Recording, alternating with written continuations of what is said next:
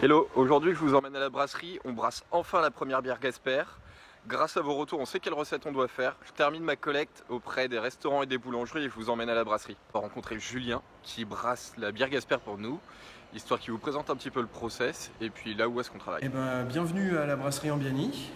Ici aujourd'hui on est en train de brasser la bière Gasper, donc le premier brassin. Ici on a en fait la salle de brassage qu'on a utilisée aujourd'hui pour produire ce premier brassin. Donc ici on a la cuve matière, c'est donc une cuve qui contient de l'eau chaude, on mélange de l'eau chaude avec les céréales, donc le malt d'orge, et puis évidemment le pain qu'on utilise particulièrement pour la bière Gasper. Donc le pain, le malt d'orge vont dans cette cuve avec l'eau chaude, tout ça pendant environ une heure et demie.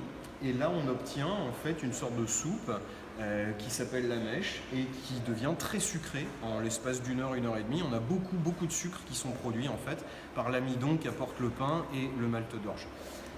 Ensuite, on va transférer cette soupe dans la deuxième cuve qui est ici sur la droite. Ici, c'est ce qu'on appelle la cuve de filtration.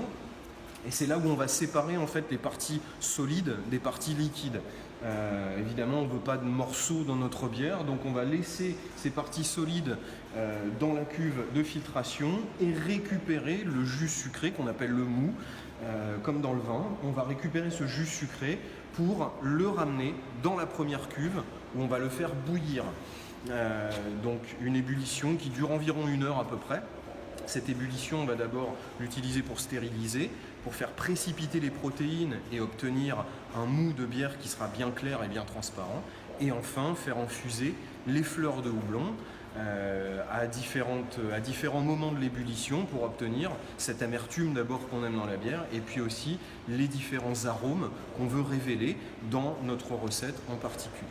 Une fois qu'on a cette ébullition terminée, ce qui va se passer, c'est qu'on va refroidir ce mou, puisque là il est bouillant et que si on mettait les levures dedans, elles mourraient tout de suite, donc il faut absolument le refroidir à température ambiante.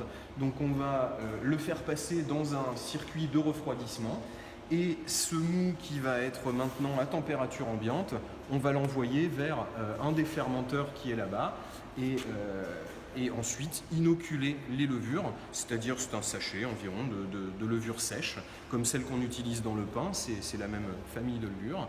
Et là, les levures, pendant 2, 3, 4 semaines, suivant la complexité de la bière, vont transformer ce mousse sucré qu'on a fabriqué aujourd'hui en bière.